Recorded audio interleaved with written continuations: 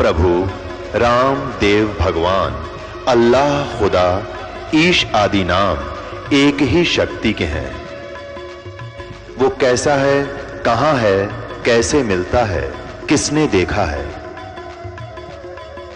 ये प्रश्नवाचक चिन्ह पूर्ण रूप से हटाने के लिए अवश्य सुनिए जगत गुरु तत्वदर्शी संत रामपाल जी महाराज के अमृत वचन, सर्व पवित्र धर्मों के पवित्र शास्त्रों के आधार पर।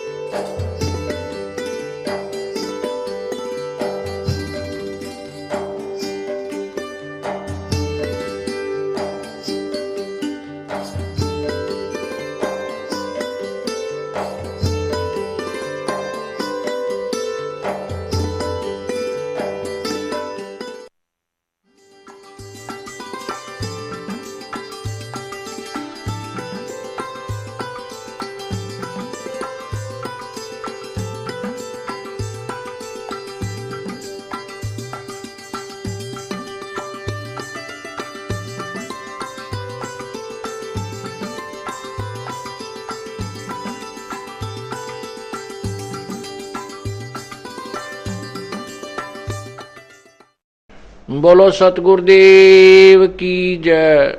बंदी छोड़ कबीर साहेब की जय। बंदी छोड़ गरीबदास जी महाराज की जय। स्वामी रामदेवानंद जी गुरु महाराज की जय।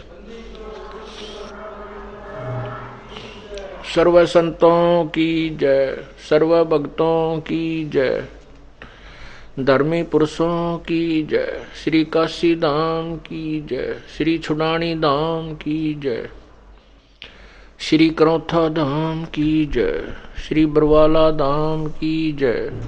सत साहिब गरीब नमो नमो सतपुरुष को नमस्कार गुरु की नहीं। सुर नर मुनि जन साधुआ संतों सर्वसदी नहीं। सतगुरु साहिब संत सब दंडोतम प्रणाम। आगे पीछे मध्य हुए तिनको जा कुर्बान। नराकार निर्विषम काल जाल भय भंजनम निर्लेपम निज निर्गुणम अकल अनुबे सुंदनम सोहम सुरति समाप्तम सकल समाना निर्तल उज्ज्वल हिरंबर हरदमम बेपरवा अथा है वार पर नहीं मध्यतम। गिब जो सुमरै सिद्ध होई गणनायक गलताना करो अनुग्रह सोई पारस पद परवाना। आदि गणेश मनाऊं गणनायक देवन देवा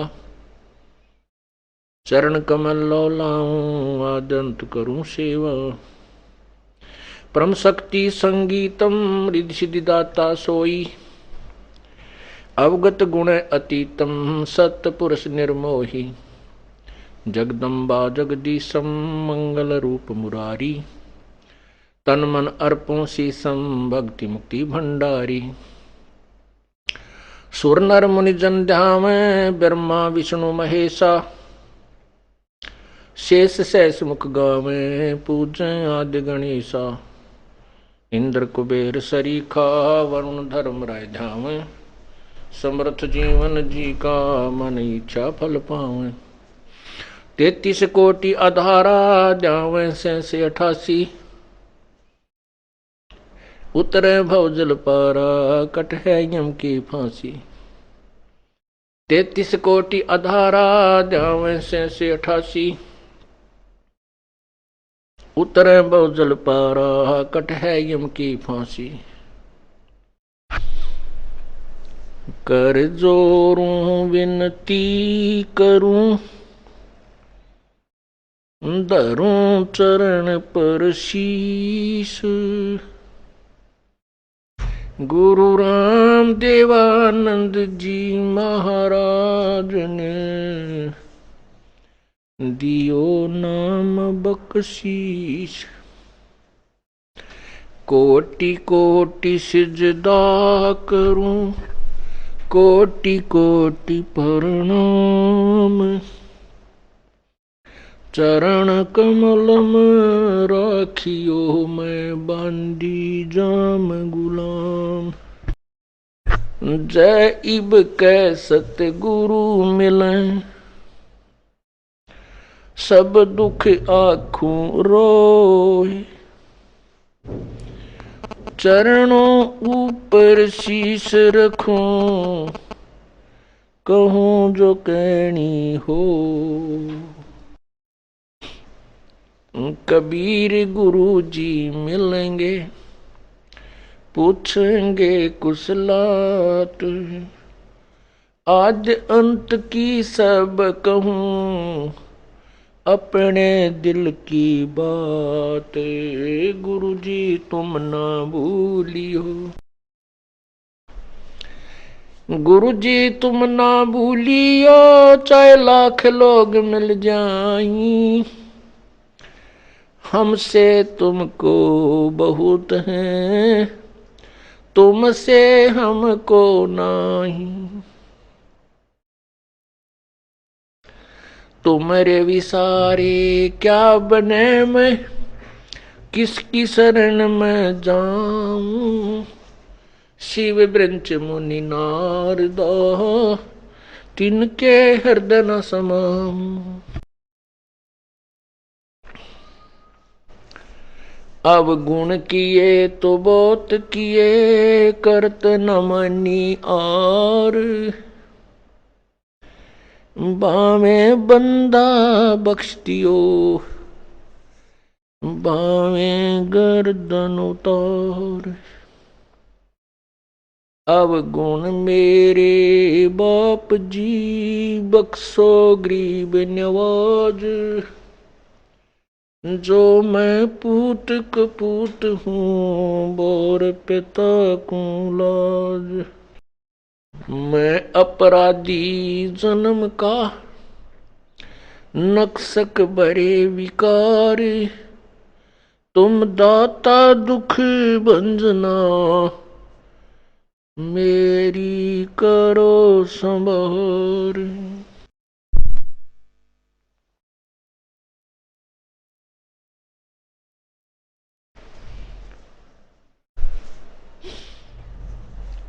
कुत्ता तेरे दरबार का, मोतिया मेरा नाम,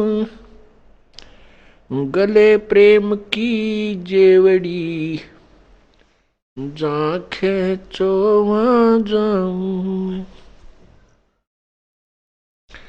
तो करो तो बावड़ू, दूर दूर करो तो जाऊं, जो राखो तो ही रहूं, जो देवो सो खाऊं।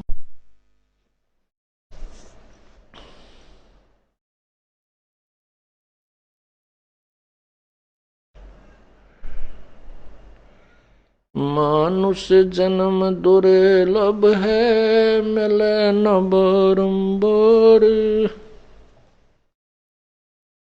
तरवर से पत्ता टूट गिरे वो, बोर न लगता डर। बंदे तू कर बंदगी, जय चावे दीदारी, अवसर मानुष जन्म का, भाई मिले न बारंबार।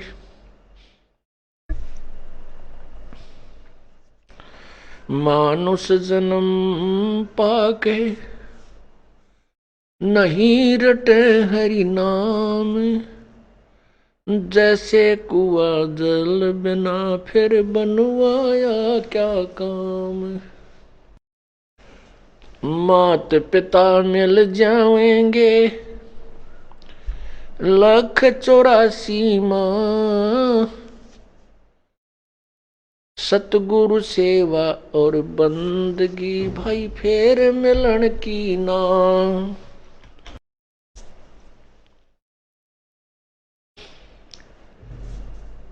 पृथ्वीपति चकवे गए, जिनके चक्कर चलंत, ये रावण सरीखे कौन गिने, ऐसे गए अनंत।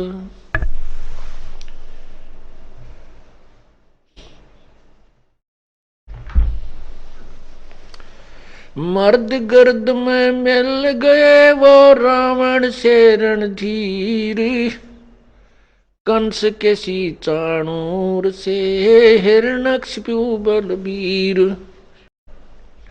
तेरी क्या बुनियाद है जीव जन्म धर लेत, गरीब दास हरि नाम बिना खाली रह जा खेत।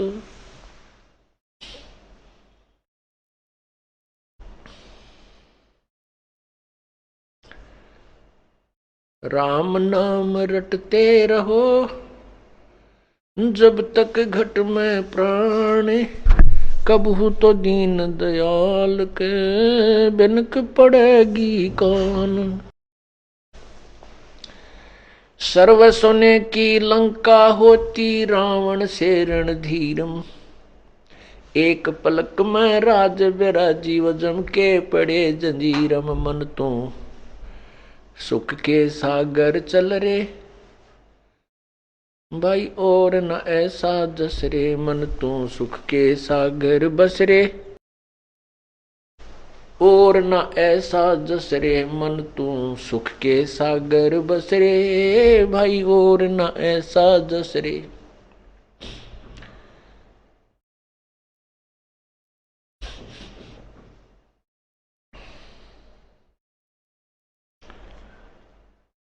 परमपिता परमात्मा सारी सृष्टि के रचनहार कुल मालिक कबीर देव, कबीर परमेश्वर, कबीर प्रभु, अल्लाहु अकबर, अल्लाहु कबीर, अल्लाह कबीर, हक्का कबीर, या इसको कहो रब्बा कबीर, रब कबीर, अपनी अपनी भाषाओं में अपने क्षेत्रीय ज्ञान के अंदर उस परम पिता के नाम है। उनका वास्तविक नाम कबीर देव है। कबीर देव, कबीर साहब, देव माने साहब, परमात्मा, परमेश्वर। वेदों में से कबीर देव, कबीर अग्नि, कबीर मितोजा, अमितोजा, कबीर अमितोजा। अमितोजा का अर्थ होता है जिसकी शक्ति का कोई वार पार ना हो। कबीर अमितोजा अर्थात जिसकी शक्ति का कोई वार पार नहीं है वो परमात्मा कबीर है, कबीर है। वेदों में कबीर देव, कबीर अग्नि, कबीर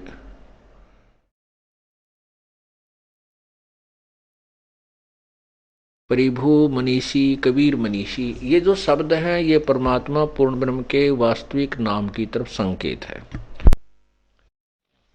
वेदों में कबीर देव जो शब्द है उसको व्याकरण वालों ने अपनी सोच से उसका अर्थ कवि लिख दिया और कवि का अर्थ उन्होंने कांत प्रत्यय सर्वज्ञ कर दिया। कोई भी नाम है किसी भी व्यक्ति का, उसका कुछ ना कुछ अर्थ होता है। यदि निरर्थक है तो उसका नाम ही नहीं रखा जाता, वो नाम रखा ही नहीं जाता जो निरर्थक होता है।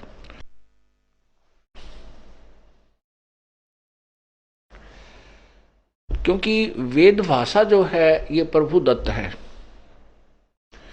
और व्याकरण भाषा को समझने के लिए अन्य विद्वानों द्वारा अपनी ही अटकलबाजी है। व्याकरण गलत हो सकती है, भाषा गलत नहीं है। भाषा जिसने बनाई है वही बता सकता है। क्योंकि कवि, यदि कवि का अर्थ करें तो कवि एक काव्यकार होता है और उस कवि का अर्थ फिर हम सर्वज्ञ भी करें, दोनों नहीं हो सकते, क्योंकि कवि सर्वज्ञ नहीं हो सकता। कवि का जहां अर्थ करेंगे तो वो कवि काव्यकार की तरफ संकेत होता है, और जहां कबीर देव, कबीर अग्नि, कबीर मनीषी, कबीर अमितोजा, ये जो शब्द हैं ये परमात्मा पूर्ण ब्रह्म की तरफ, उसके वास्तविक नाम की तरफ है कि वो कबीर अग्नि, कबीर परमेश्वर, कबीर देव, कबीर प्रभु, कबीर साहब। जैसे परमात्मा अपने वास्तविक नाम से सन 1398 अर्थात संवत 1455 में प्रकट हुए, अपना वास्तविक कबीर देव नाम लेकर, कबीर साहब नाम लेकर के, कबीर नाम लेकर के। इससे पहले वेदों में कबीर देव, कबीर अग्नि बहुत से शब्द हैं जो प्रभु की तरफ संकेत करते हैं।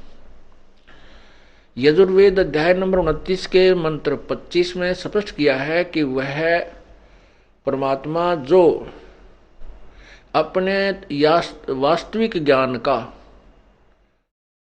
स्वयं ही संदेश वाहक बनकर प्रकट होता है, सह त्वम कबीर देव, वो स्वयं कबीर असी परचेता, वो कबीर है, वो कबीर परमात्मा है जो इस सब का वास्तविक ज्ञान देता, सबको चेताने के लिए आता है। और ऋग्वेद मंडल नंबर 9 के सूक्त नंबर 96 में और मंत्र नंबर 16 से लेकर के 20 तक उस कबीर परमेश्वर की महिमा का वर्णन है। उसमें दोनों शब्दों को क्लियर किया है कि जहां कबीर गिरह शब्द है वो कबीर वाणी की तरफ संवेद, कबीर वाणी की का परम वो है, बोध है। जहां केवल कवि नाम पदवी, उसके बारे में लिखा है कि जो पूर्ण परमात्मा कबीर है वो प्रसिद्ध कवि भी की उपाधि भी प्राप्त करता है, क्योंकि वो अपनी महिमा यानी परमात्मा पाने की अपनी महिमा को ही वो काव्यों के माध्यम से, लोकोक्तियों के माध्यम से, निवचनानी लोकोक्तियों, शब्द, दोहों के माध्यम से, श्लोकों के माध्यम से उच्चारण करके बोलता है, ऊंची आवाज में गरजता हुआ बोलता है। इसलिए उसको प्रसिद्ध कवि की उपाधि दे दी जाती है, लेकिन वो होता है परमात्मा ही। मंडल नंबर ऋग्वेद मंडल नंबर 9 सूक्त नंबर 96 में मंत्र नंबर 16 में कहा है कि हे परमात्मा, आप अपने उस वास्तविक नाम के विषय में जानकारी दें जिससे हमारा इस प्राणियों का कल्याण हो। उसके 17वें में कहा है कि वो कबीर परमात्मा है और वो उच्चारण करके अपनी महिमा को स्वयं ही बोलता है, गरज गरज के बोलता है। कबीर ग्रह, वो कबीर वाणी। और उनके फिर 18 में लिखा है कि वो परमात्मा तीसरे मुक्ति धाम में विराजमान है, तेजो में शरीर युक्त है। और वो परमात्मा जब बालक रूप धारण करके आता है, बड़ा होकर के अपनी महिमा की वाणी स्वयं ही उच्चारण करता है। उससे संत रूप में प्रगट अर्थात ऋषि रूप में प्रगट परमात्मा के द्वारा उच्चारण की गई उन वाणी, वो कबीर ग्रह, कबीर वाणी उनके अनुयायियों के लिए बहुत प्रिय होती है, आनंददायक होती है, स्वर्ग के तुल्य आनंददायक होती है। उनके उसके अनुयायी जो उसकी वाणी को, उनके ज्ञान को ग्रहण करके उनका अनुसरण करते हैं, उनके अनुसार साधना करते हैं, फिर उस वाणी को बड़े प्यार से श्रद्धा के साथ उच्चारण करते हैं, पढ़ते हैं। इससे स्पष्ट हो गया कि इसमें दोनों ही शब्दों के अर्थ क्लियर कर दिए। कबीर गिरह, कबीर वाणी, हम उसको कबीर वाणी बोलते हैं, कबीर प्रभु की। और वो अमर परमात्मा ही होता है जो प्रसिद्ध कवि की भी पदवी प्राप्त करता है। अभी तक पुण्यात्माओं हम परमात्मा को, कबीर जी को एक सिंपल पोइट मानते थे, एक अच्छा कवि मानते थे, साधारणतः हम उसको एक अच्छा कवि मानते थे। लेकिन अब उनके गुणों से और शास्त्रों के प्रमाणों से प्रमाणित हुआ कि वो तो पूर्ण परमात्मा थे। यही वेद बता रहे हैं कि वो परमात्मा जो कवि, प्रसिद्ध कवि की पदवी भी प्राप्त करता है, वो परमात्मा पूर्ण ब्रह्म ही होता है, अमर पुरुष ही होता है। तो उस परमात्मा ने हमें आकर के क्या बताया है? अब जैसे कवि शब्द का उन्होंने कवि बना दिया, कबीर शब्द का, कबीर देव का। अब जैसे यजुर्वेद है, ये देखिएगा, ये यजुर्वेद है, ये यजुर्वेद है, इसके ऊपर रै लगा है। इस रै को ये क्या करते हैं, यहां बिंदी दो लगा देते हैं, अपसर्ग विसर्ग, दो विसर्ग लगा करके यजुर अलग कर देते हैं, वेद को अलग कर दें। और यजुर का हम अर्थ कर दें, यजुर माने ऋग्य सतुतियां। यजुर का अर्थ होता है, यजुर का अर्थ होता है ईश्वरीय महिमा की, प्रभु की महिमा की ऋचाएं, यजु। तो अब हम इसका अर्थ कर दें, यजु माने परमात्मा की महिमा की ऋचाएं, तो वो अर्थ भी है इसका। लेकिन यजुर्वेद इसके साथ लगा है, तो इसका अर्थ है कि वो कोई बुक है जिसको यजुर्वेद कहते हैं। ऐसे ही हम कबीर देव को, जैसे कबीर देव शब्द है और उसको हम उसके दो अर्थ कर दें, कबीर अलग कर दें और देव अलग कर दें, तो भी वो कबीर प्रभु के तरफ ही संकेत होगा।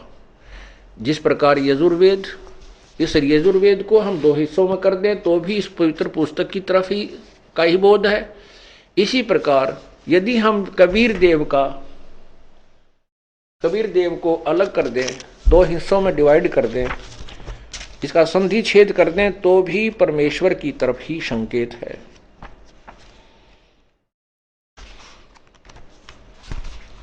ये देखिएगा, ये परमेश्वर का सार संदेश बुक के अंदर आपको इसकी विस्तृत व्याख्या मिलेगी दूसरे अध्याय में। ये यजुर्वेद आपने देखा, इसके दो हिस्से कर दिए, ये यजुर्वेद है।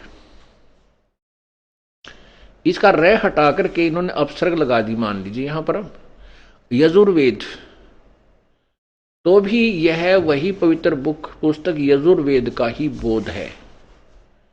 इसी प्रकार यहां कबीर देव वेदों में, ठीक इसी प्रकार चारों पवित्र वेदों में लिखा है, वह है कबीर देव, कबीर परमेश्वर है। इब कबीर देव को कबीर परमेश्वर लिखना ऐसे ही उचित है जैसा यजुर्वेद, यजु प्लस में वेद करके, जैसे यजु प्लस में वेद कर दिया, यजु प्लस में वेद कर दिया, तो भी ये यजुर्वेद है, ये बुक है, ये बुक है। और ऐसे ही ठीक इसी प्रकार चारों पवित्र वेदों में लिखा है कि वह कबीर देव, कबीर परमेश्वर है, जो सर्वशक्तिमान, जगत पिता, सर्वसृष्टि रचनहार, कुल मालिक तथा पाप विनाशक व काल की कारागार से छुटाने वाला अर्थात बंदी छोड़ है। इसको हम ऐसे लिखें तो भी कबीर परमेश्वर का ही बोध है। इसको हम ऐसे लिखें, कवि विसर्ग लगा करके देव लिखें, तो भी कबीर परमेश्वर अर्थात कबीर प्रभु का ही बोध है। अब क्या है कि हम अपनी मातृभाषा में, जैसे कबीर है, हम कबीर को कबीर बोलते हैं, जैसे वेदों को वेद बोलते हैं, वेद।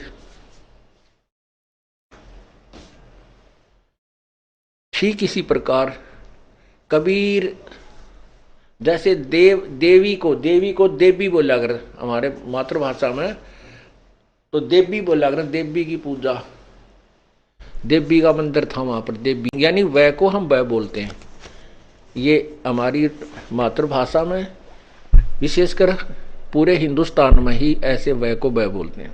अब शिक्षा का प्रचार हो जाने से बेशक बच्चे पवित्र और शुद्ध भाषा बोलने लगे, तो परमात्मा की महिमा जो वेदों में कबीर देव थी, वो पहले से ही कबीर देव, कबीर साहब, कबीर भगवान, वह को हम वह,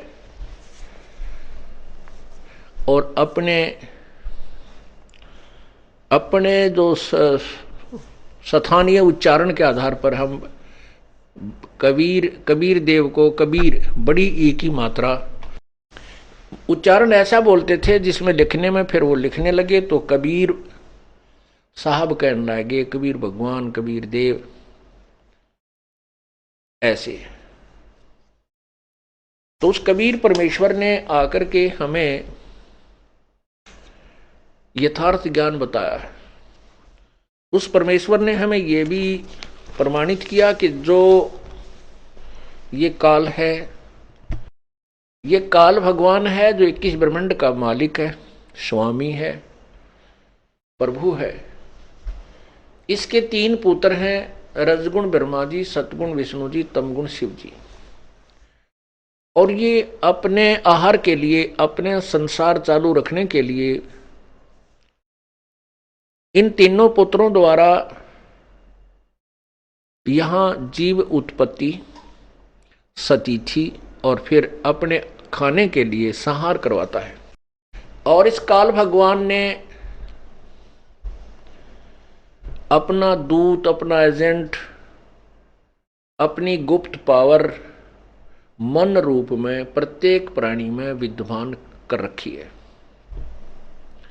ये मन जो है ये काल का ही स्वरूप समझो, ये 21 ब्रह्मांड के प्रभु का ही स्वरूप समझो, उसी का एजेंट समझो, उसी का दूत समझो। आत्मा और मन का इस काल ने योग बना के हमारे को जीव संज्ञा दे दी, हम जीव बन गए।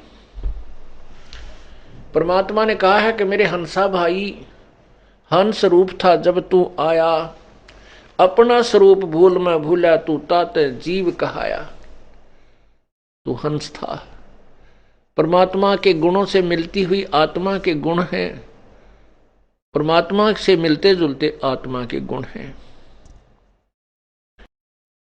इस काल ने हमारे अंदर इस मन का योग करके, इस मन के द्वारा आत्मा को बहुत मलिन बना दिया और जीव संज्ञा में ला करके छोड़ दिया। अब हम आजीवन इसी चिंता में रहते हैं कहीं हम मर ना जावें, इसी चिंता में रहते हैं कहीं हमारा नुकसान ना हो जाए, कहीं हमारे बच्चों को कोई हानि ना हो जाए। एक मकान बन जाए, मकान बन गया तो फिर एक और बन जावे, एक मोटर कार हो जावे। इस तरह की जो यहाँ की जो नाशवान संपत्ति के संचन में ही हम इस नाशवान संपत्ति के ही एकत्रित करने में अपना जीवन व्यतीत कर देते हैं। और ये कराता कौन है? ये काल कराता है। 3 गुण इसमें सहयोगी हैं। रजगुण ब्रह्मा जी द्वारा सभी जीव प्रेरित होकर के उसकी शक्ति से अंदर से गुप्त रूप में ऐसा प्रभाव बनता है कि ये जीव अपने आप संतान उत्पत्ति के लिए प्रेरित हो जाता है और इतना प्रबल हो जाता है कि ये फिर आगा पीछा नहीं देखता। पशु प्राणी तो बलात्कार करते ही हैं, मनुष्य जीवन में भी ये चूकता नहीं। ऐसा क्यों है? कितना घिनौना कर्म ये मन करवा डालता है। क्योंकि काल भगवान ने संतान संतान उत्पत्ति करवानी ही करवानी है।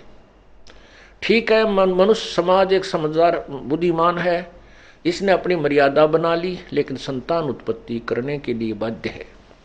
ये काल के द्वारा, मन के द्वारा बाध्य किया गया है।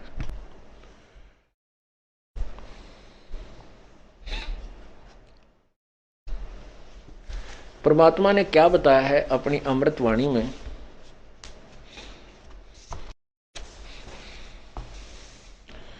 कबीर मन के मारे बन गए, बन तज बस्ती हेत, श्रृंगी ऋषि से पाकड़े ये मन हेला दे तो।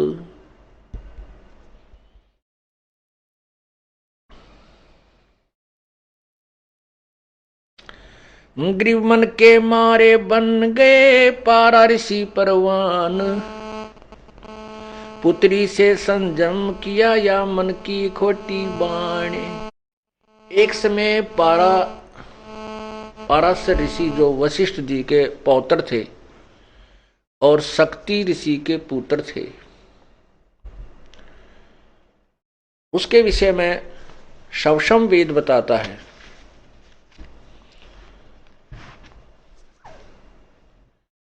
कि वो उसकी शादी हुई, विवाह हो गया। विवाह होने के बाद उसको पता चला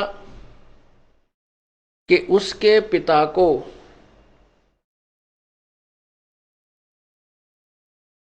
एक अन्य जाति के व्यक्तियों ने मार दिया था। इसलिए वो शादी के तुरंत बाद घर त्याग कर जंगल में सिद्धि शक्ति प्राप्त करने के लिए जाने लगा। उसकी पत्नी ने कहा कि अभी तो हमारा विवाह हुआ है, संतान उत्पत्ति कर लेते हैं, उसके बाद आप साधना पर चले जाना। वो नहीं माना। अपनी पत्नी को समझाया कि मैं अच्छी साधना करके आऊंगा तो अच्छी संतान उत्पन्न होगी। कहने का भाव है कि वो अपनी पत्नी को ये कहकर चला गया कि मैं वहां जाऊंगा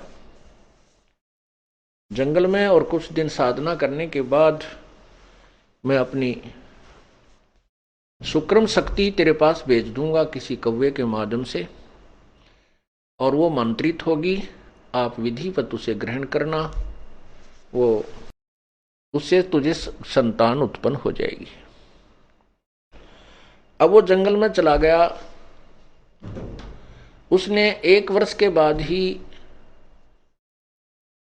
अपना बीज शक्ति मंत्रित करके सिद्धि से, सिद्धि एक ऐसी प्रबल शक्ति होती है, वो कुछ क्षेत्र के स्थान को जो ना वातानुकूल बना देती है। उसने एक पीपल के पत्ते पर, वृक्ष के पत्ते पर बीज शक्ति को रखा और उसको पैक किया। एक कव्वे को समझाया कि तू मेरी पत्नी को देख रहा, उस पर एक ताड़ पत्थर के ऊपर पूरा लेख लिख दिया।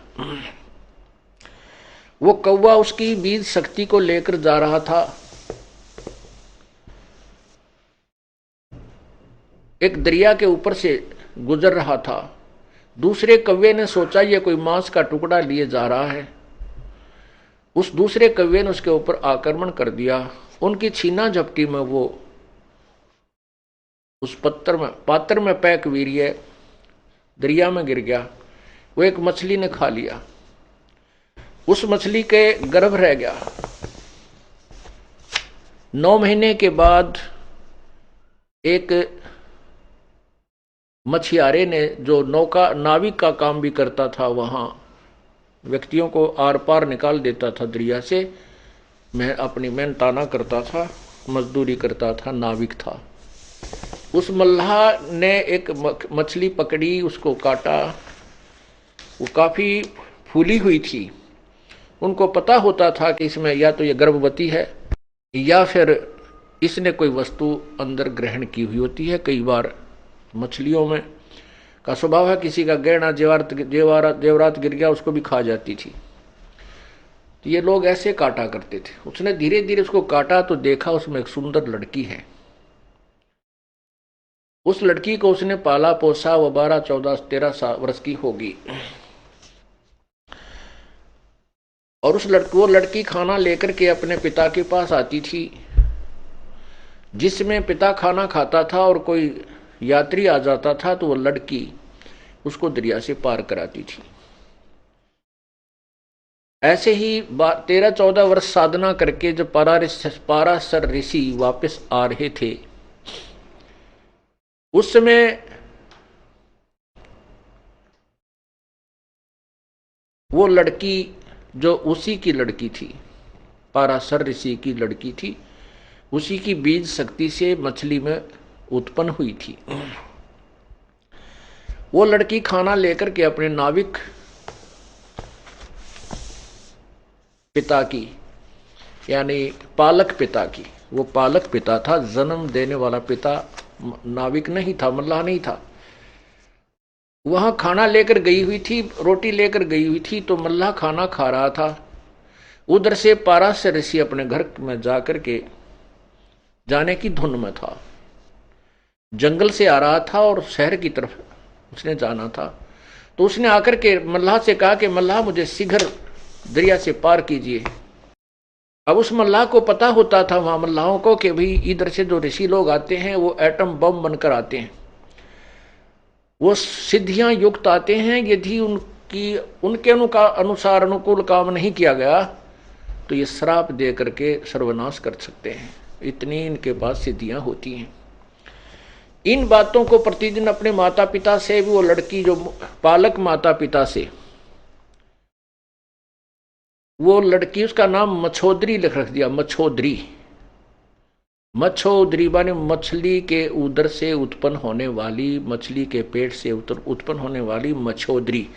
वो मछोदरी भी उस पालक माता पिता से सुना करती थी कि ये सिद्ध ऋषि बड़े श्राप दे देते हैं, जिसको श्राप देते उनका विनाश हो जाता है, जिनको आशीर्वाद देते वो फल जाते, उनको लाभ बहुत होता है।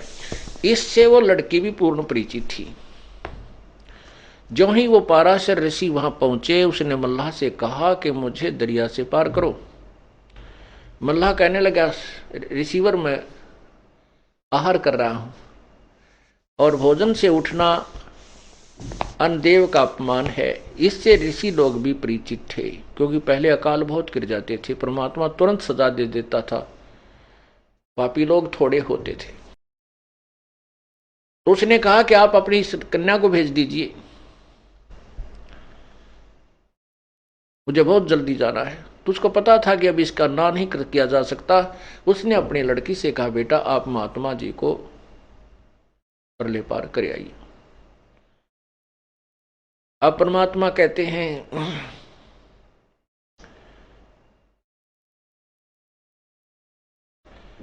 मन के मारे बन गए पारा ऋषि परवान, पुत्री से संजम किया भाई मन की खोटी बाण। वो लड़की जब उसको लेकर चली दरिया में, पाराशर ऋषि के मन में दोष उत्पन्न हुआ। पहले 12 वर्ष की लड़की बहुत युवा हो जाती थी, तो उस लड़की को देख करके उसके मन में दोष उत्पन्न हुआ और उसके साथ उसने मिलन करने को कहा। लड़की ने कहा कि मेरे अंदर से बदबू आ रही है स्वामी जी, आप पवित्र हो, मैं एक शूद्र की लड़की हूं, आप ब्राह्मण हैं। लेकिन ये मन रजोगुण प्रभावित होकर के उस ब्रह्मा जी के रजोगुण के दबाव में सब कुछ भूल जाता है। ना उसको उसमें जाति याद रहती है, ना उसका परिणाम याद रहता है। ये जीव के बस का नहीं है। ये रजोगुण ब्रह्मा के द्वारा जो काल ने उसके अंदर शक्ति पैदा की हुई दी रखी है, रजोगुण बनाया है, उसकी शक्ति का प्रभाव प्रत्येक प्राणी में है।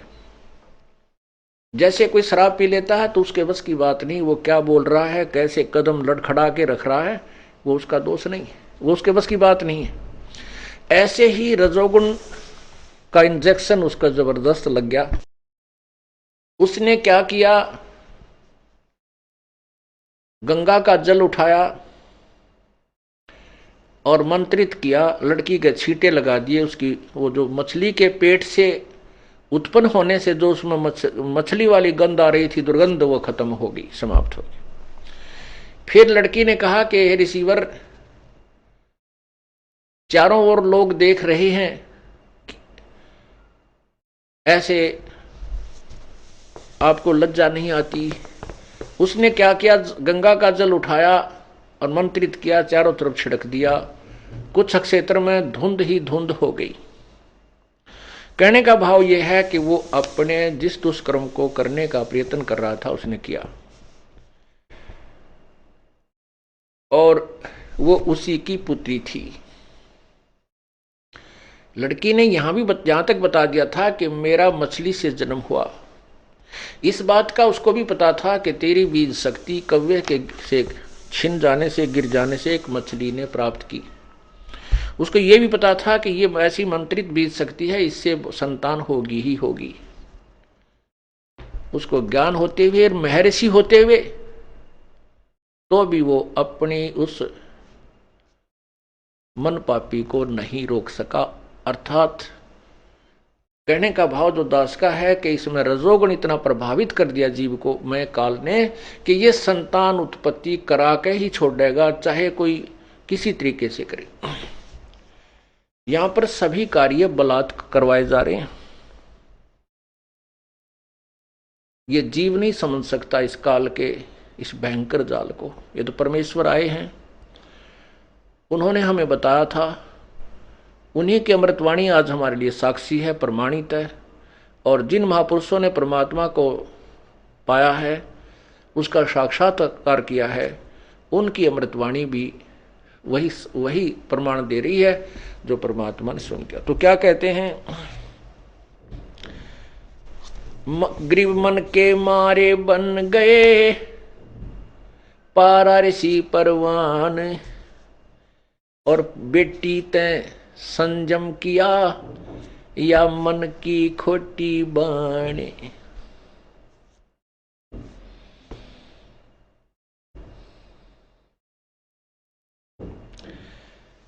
ग्रीव सुरपति का तो मन चला, गौतम ऋषि की नार, इंद्र से सबक हो गए लगी चंद्र मृगछार।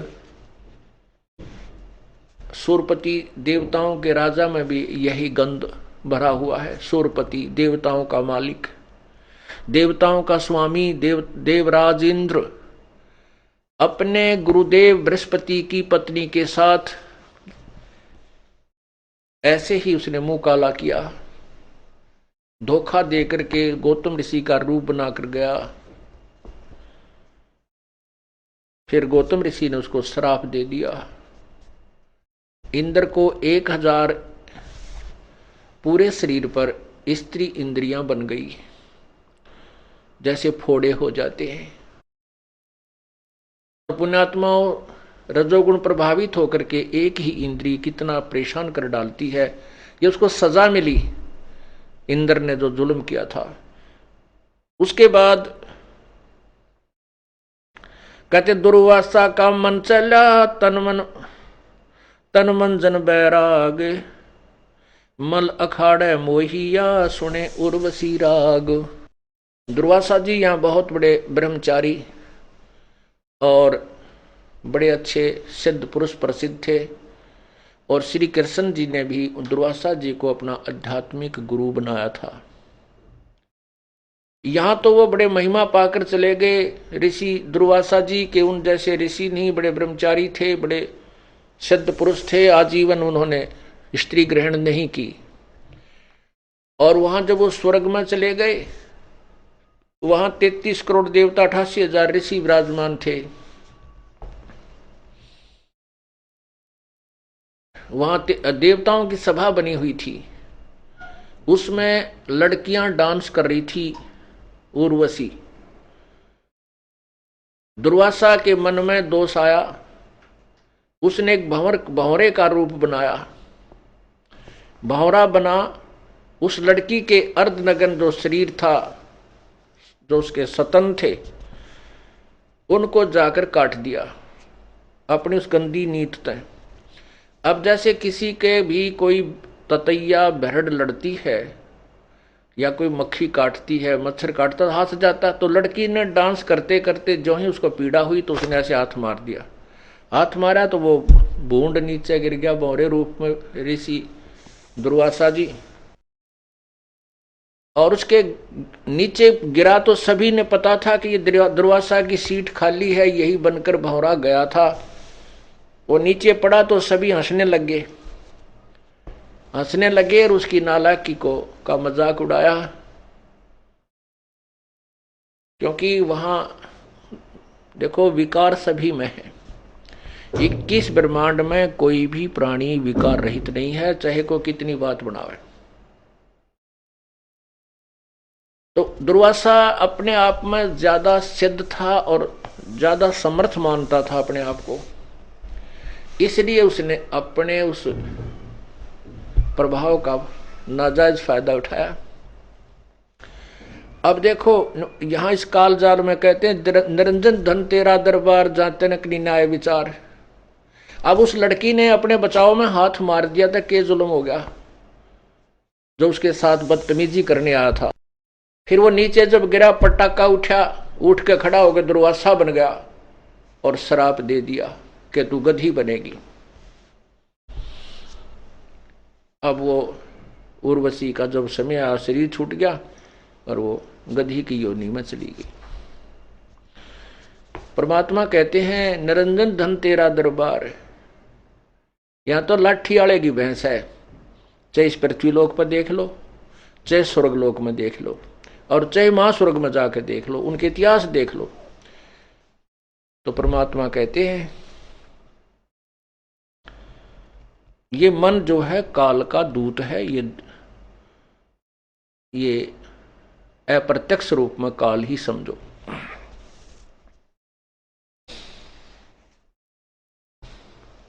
ग्रीव दुर्वासा का मन चला, तन मन जन बैराग। मल अखाड़े मोहिया, सुने उर्वशी राग। ब्रह्मा का आसन डेगा, बड़ा कहो और बड़ा कहो कौन। ग्रीव ब्रह्मा का आसन डेगा और बड़ा को कौन। मन के मारे मुनि बहे, अनहोनी हर होन। ग्रीव शंकर अडिग अडोल है, जाके मन की बूझे। शंकर का पारा चला, हरदम मन से लूझे। ग्रीव विष्णु विशंबर मोहिया, पकड़े हैं भगवान। अंत कलाधर अवतरे, मन की गई न बाणे।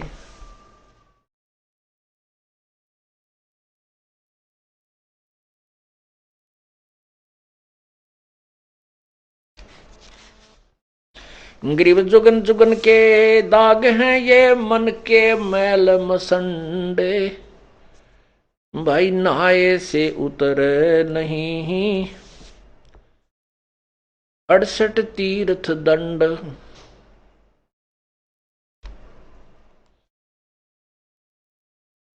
ग्रीव जुगन जुगन के दाग हैं, ये मन के मैल विकार। धोए से नहीं जाते हैं, ये गंगा नहाया केदार। चाहे गंगा में नहा ले, चाहे केदारनाथ में जाकर उस सरोवर में, उस जोड़ में नहा ले, ये मन के मैल नहीं जा सकते। मन का गंदापन, ये बाण खत्म नहीं हो सकती। ये तो परमात्मा के ज्ञान से, भक्ति के प्रभाव से ही नष्ट हो सकती है, इससे निष्क्रिय हो सकती है। परमेश्वर ने अपनी भी लीला की है। काल ने मन रूप में इस काल आत्मा को जकड़ा हुआ है। परमात्मा ने भी अपना एक अंश निज मन भी आत्मा के साथ जोड़ रखा है। अब जैसे कोई भी दुष्कर्म करने की तैयारी करता है, चोरी की, ठगी की, कोई ऊंच नीच, वैसे भी तो अंदर से आवाज निज मन की आती है। आत्मा कुछ नहीं कर पाती, ये तो विवश हो चुकी है, अपने पैर पर कुआड़ा मार के। इसको मन नचाता है और निज मन इसको संकेत करता है, सहयोग संकेत करता है। ये उसकी ना मान करके मन के अधीन, इस काल रूपी मन के अधीन ज्यादा रहती है। और जब हम परमात्मा से जुड़ जाते हैं तो निज मन, अर्थात उसको जीव आत्मा कहो, मन, वो निज मन कहो, वो उस आत्मा को भ्रमित नहीं होने देता। क्योंकि परमात्मा भी इस शरीर में, जैसे काल ने अपना दूध छोड़ दिया और स्वयं अलग रहता है, ऐसे परमात्मा ने भी अपनी एक शक्ति छोड़ दी, उसको निज मन कहते हैं। तो क्या बताते हैं, मन कामी ही मैल है, निज मन को टुक बूझ। निज मन से निज मन मिले, खाकी मन से लूज। अब निज मन से निज मन मिले, अब परमात्मा के शरण में हम आने के बाद हमारे अंदर ईश्वरीय शक्ति का संचार होता है, तो निज मन परमात्मा की तरफ खिंचाव करता है। आत्मा को ये फिर निज मन उधर खींचता है। ग्रीव निज मन निका निर्मला, खाखी मन शैतान, कोट यतन कर राखी ये छाड़त नाही बाण।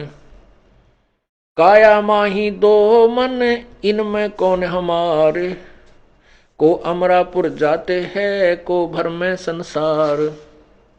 नूरी सेती मिल रहो ये खाखी खारज कीन, ज्ञान शब्द से मारी ये 5-2503।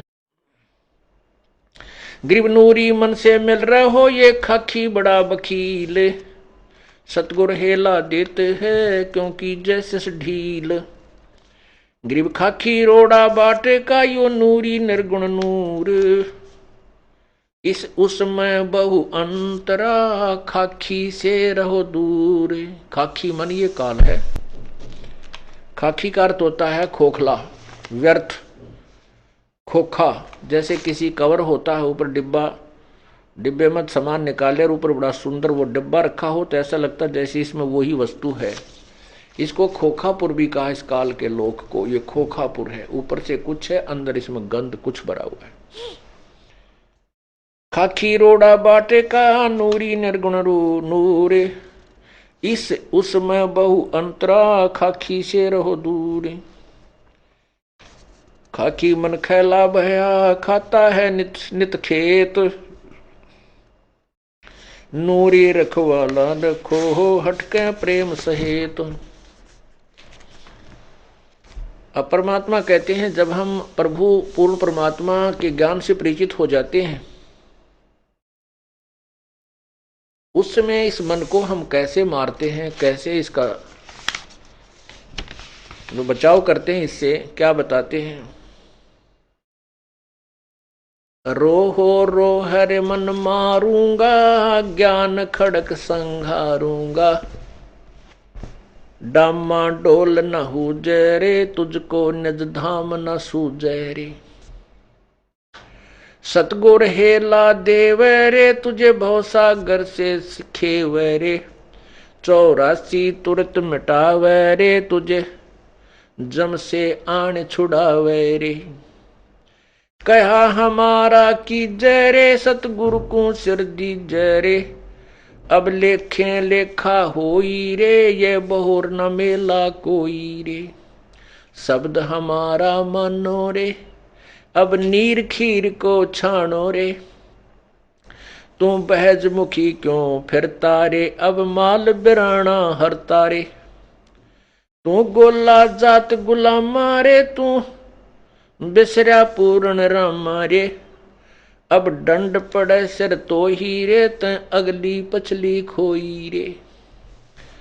परमात्मा इस मन के माध्यम से इस जीवात्मा को समझा रहा है और कह रही हैं कि इस नकली मन की बातों में मत आओ, काल के इस चोचलों से बचो, अन्यथा आप अपनी पूर्व जन्म की कमाई को बर्बाद कर जाओगे और भविष्य में कुछ नहीं बन पाओगी। इसलिए कहते तूने अगली पछली सब खोई रे। पीछे वाली जो पूर्वजन्म की कमाई थी, जिसके कारण तुझे मानव शरीर मिला, इससे आपने आगे और पुण्य कमाने थे, परमात्मा का नाम लेना था, पुण्य करने थे, पूरे सतगुरु की शरण ग्रहण करनी थी। वो ना करके इस मन के अधीन हो करके और यहीं बीड़ी शराब मांस तम्बाकू सांग सिनेमा में देख जाग के कोठी बंगले कार खरीद के इसको बर्बाद कर रहा है, अपनी पूर्व जन्म की कमाई को, और भविष्य की बना नहीं रहा। क्योंकि यदि भक्ति कर रहा है तो शास्त्र विरुद्ध कर रहा है, वो भी व्यर्थ है। तू गोला जात गुलामा रे, तू बिसरा पूर्ण रामा रे। कहते मन तू निकम्मा हो गया और उस पूर्ण परमात्मा को भूल चुका है। दंड पड़े सिर तो ही रे, ते अगली पिछली खोई रे। तेरे सिर पर दंड पड़ेगा, तू 84 लाख योनियों में कष्ट उठाएगा। करत गनी तू बड़ुआ रे, तुझे लाग गए साहेब कड़ुआ रे।